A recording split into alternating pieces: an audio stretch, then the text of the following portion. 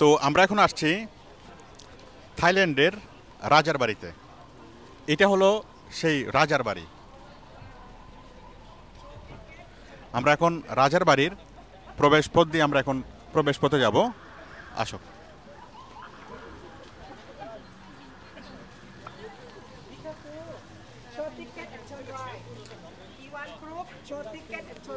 এই যে এটা হলো রাজার বাড়ির গেট, সদর দরজা।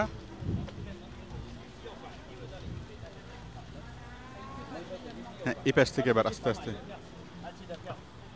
দেখুন পুরা রাজার বাড়িটা ঐতিহাসিক, মানে রাজার যে রাজপ্রাসাদ, এটা বিশাল একটা প্যালেস। এখানে ভিতরে অনেক কিছু আছে। দেখেন, এটা হচ্ছে 1000 বছরের পুরাতন রাজার বাড়ি। দেখেন ওইখানে ভিতরে অনেকগুলো মন্দির আমরা দেখতে পাচ্ছি। তারপর এটা চাইনিজ যে ট্রেডিশনের বাড়ি।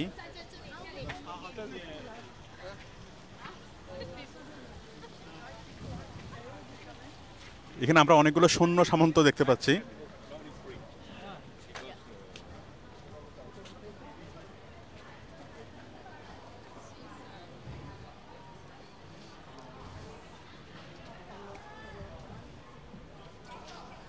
এটা সম্ভবত কোনো মন্দির হবে, বা মানে রাজার বাড়ির সামনের কোনো মন্দির।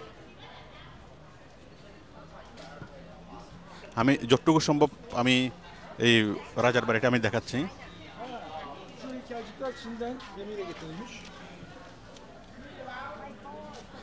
তো এটার ফর্মাল নেম হলো দ্য গ্র্যান্ড প্যালেস।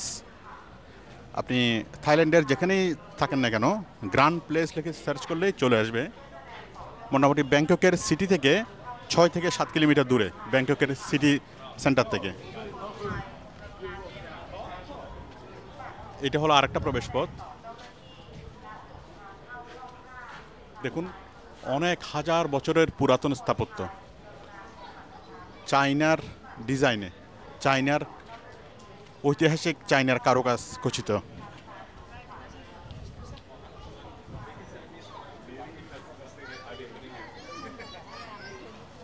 এটা অসাধারণ আর্কিটেকচার। মানে এক এক দিকে এক এক রকমের বিল্ডিং। দেখুন এখানে হচ্ছে আমরা আরেক রকমের বিল্ডিং দেখতে পাচ্ছি।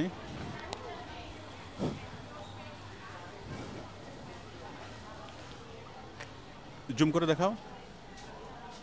দেখুন কত সুন্দর, কত কারুকাজ খচিত। তারপর আমরা যদি ওদিকে দেখি, প্রত্যেকটা মিনার, প্রত্যেকটা গম্বুজ কত সুন্দর। তারপর এখানে দেখুন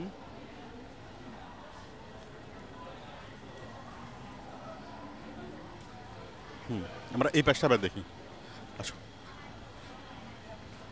প্রচুর পর্যটক এখানে আসছে, বিশেষ করে সবচেয়ে বেশি আসছে চাইনিজ এবং ইউরোপিয়ানরা। তো থাইল্যান্ড হলো এমন একটা দেশ, যে দেশটা কখনোই পরাধীন ছিল না।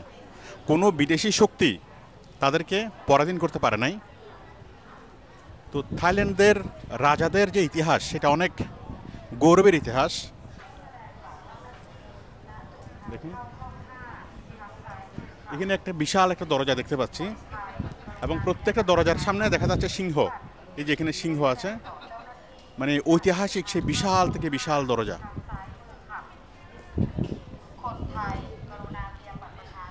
তো থাইল্যান্ডের রাজারা অনেক শক্তিশালী ছিল, যার ফলে বাইরের কোনো শক্তি তাদেরকে পরাজিত করতে পারেনি। এমনকি অনেক বড় বড় মঙ্গল শাসকরা সারা পৃথিবী তারা জয় করছে, কিন্তু তারা থাইল্যান্ড কখনো অধিকার করতে পারে নাই, দখল করতে পারে নাই।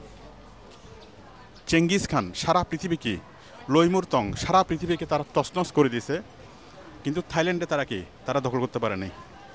এই যে দেখুন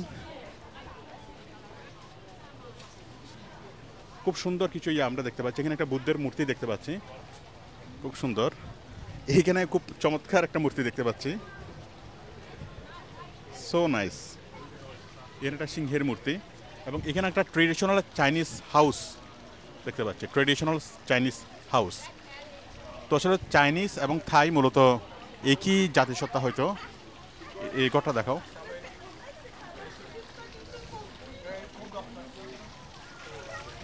খুব সুন্দর একটা পানির ফোয়ারা,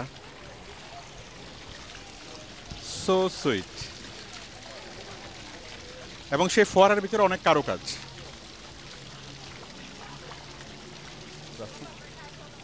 তারপর আমি এবার এখান থেকে পুরা সম্পূর্ণ প্যালেসটা আমি এই পাশ থেকে এবার দেখাচ্ছি। প্রথমত দেখেন এখান থেকে পুরা প্যালেসটা একসাথে দেখা যাচ্ছে। এখান থেকে দেখেন ওই পাশটা দেখেন,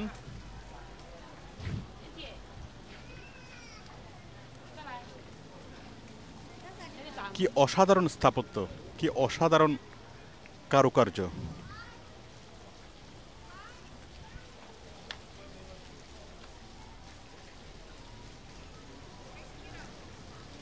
তো এখানে মানে প্রবেশ ফি হলো 500 বাত জন প্রতি।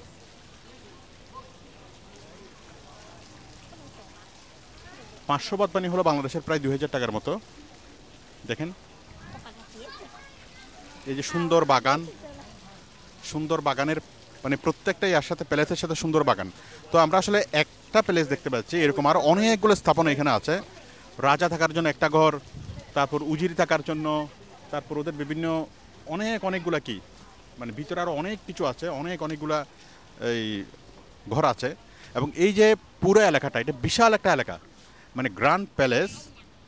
আপনি গুগলে সার্চ করলেই দেখবেন গ্র্যান্ড প্যালেস থাইল্যান্ড। তো বিশাল একটা এলাকা।